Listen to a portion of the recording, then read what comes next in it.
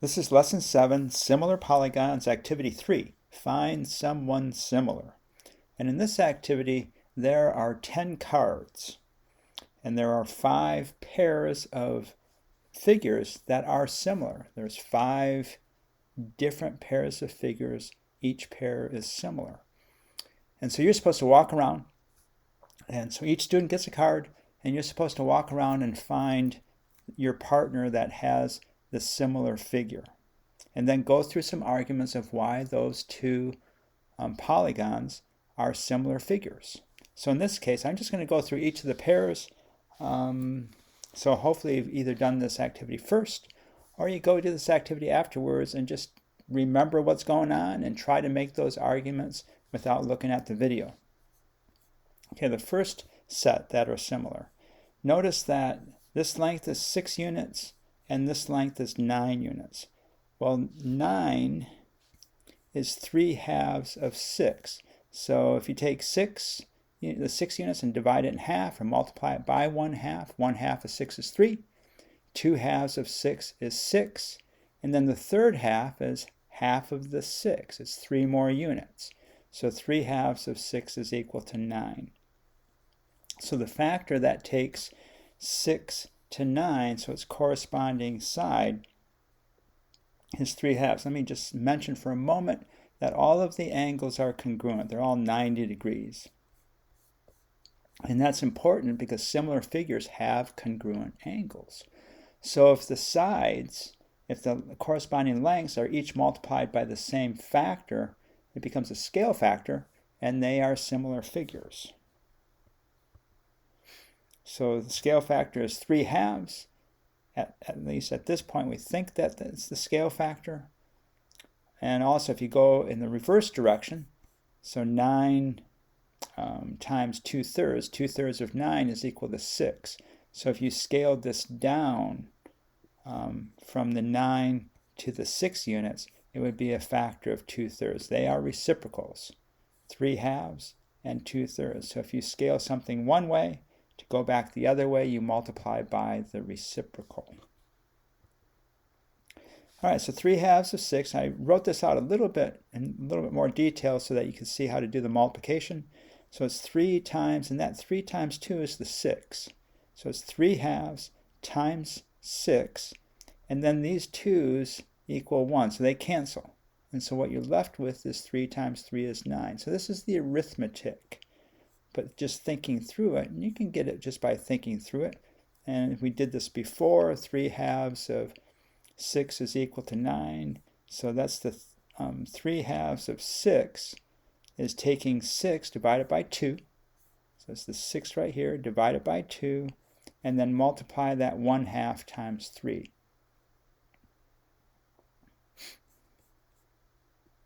I'm sorry, multiply the 3 times 3. All right. So 3 halves of 8 is equal to 12. So the same idea. Half of 8 is 4. So 1/2 of 8 is 4. 2 halves of 8 is 8. 3 halves of 8 is 12. So that's adding another 4 onto this 8 to get to 12. It's another half. So 3 halves of 8 is equal to, and this is the 3 halves times 8 right here. So if you factor the 8 into 4 times 2, these 2's cancel out, and you're left with 12. So it is the same scale factor, 3 halves. And again, if you look up here, 3 halves of 8, take 8 divided by 2, that's 4, and then it's 3 of those 4's. 3 times 4 equals 12.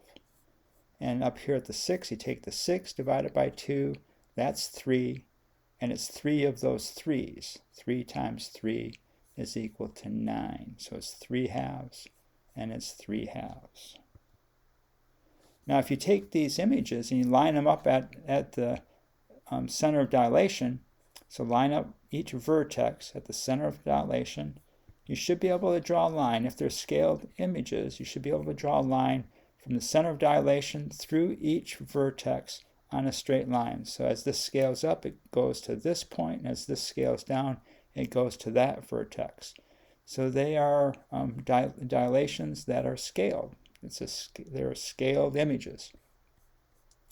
So you take the fact that all the angles are congruent and each corresponding side gets multiplied by the same factor.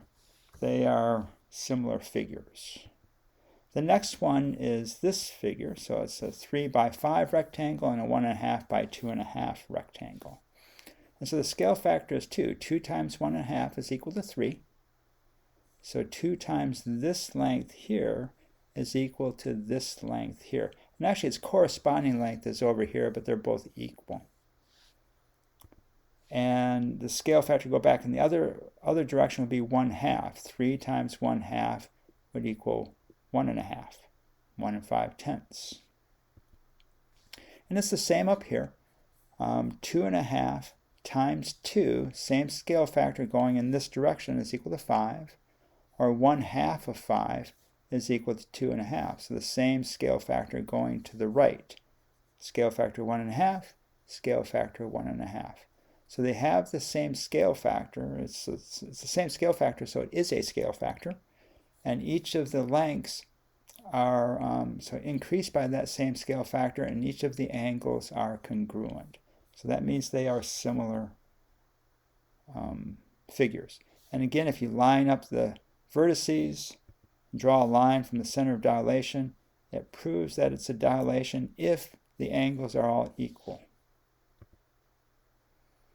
All right, 7 and 8 squares. Actually, all squares are similar figures. They're all, you can line up all their vertices and draw lines from a center of dilation through, and you'll get every single square. They're all similar. The scale factor to go from 7 to 8 is actually 8/7. So 7 to 8 is 8/7. So each of these sides gets multiplied by 8/7. So imagine having 7 units of length. So you divide that length up into 7 equal parts. So just imagine 7 inches, and you divide it up into those 7 equal inches. Well, 8 inches then is 8/7 of 7 equals the 8 inches. And these 7s would cancel out, and you're left with the 8. So this would be a scale factor of 8/7. Each side would get multiplied by that 8/7 to get each of these sides. Go back the other way, it's 8 times 7/8. So just imagine having a length of 8 inches, and you divide that 8 inches up into 8 equal parts, but you only take 7 of them. So that's 7/8. So 8 times 7/8, and these 8s cancel out, they equal 1, and so you're left with the 7. So the scale factor going in the reverse direction is the reciprocal. So 7/8 is the reciprocal of 8/7. So these are similar figures, 7 inches on a side square and 8 inches on a side of a square.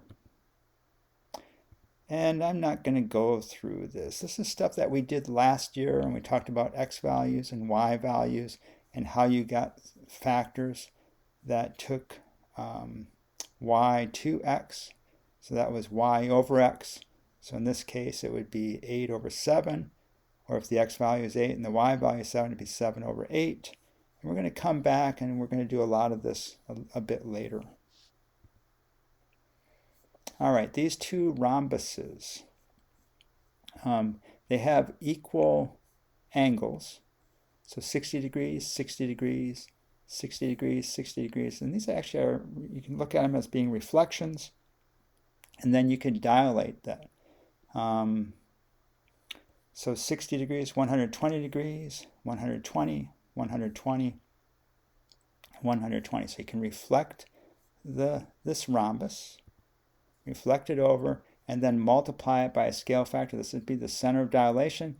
And the scale factor, you're going to go from a length of 3 5/10 to a length of 4 5/10. So you're going to multiply by the scale factor of 4 5/10 over 3 5/10. It's going to be that fraction more. So the dilation, you can draw an arrow through the vertices from the center of dilation. So that's another indication that they are scaled, that they are similar figures. And so 3 5/10 times 4 5/10 over 3 5/10. This was the y over x that we talked about last year, and we'll come back to that. So this would be x times y over x is equal to y.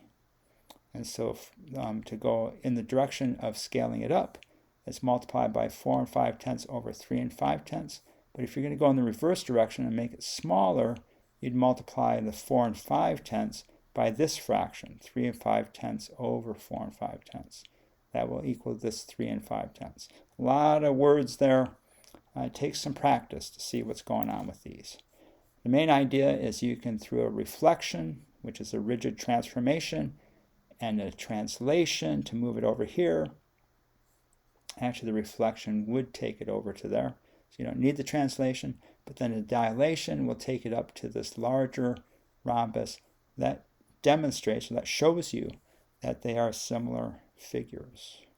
The next one is another two rhombuses. And again, it's a reflection. So you reflect over a line of reflection, and then translate this over to here. And you're going to see that, first of all, the angles are congruent, 50, 50, 50, 50, 130, and 130, 130. And then the scale factor, to take this image that's 9 units long to an image that's 10 units long, that scale factor is 10/9. So imagine taking this 9 unit length, say it's 9 inches, so you chop it up into those 9 inches, and then you add one more inch. That's going to be 10/9. 9 inches plus another one is 10 of those. So it's 10/9. And notice that the vertices, when they line up, and if this is the center of dilation, they line up with this arrow, and you can dilate this image out to its similar image. So dilation. All right, so 9 times 10/9.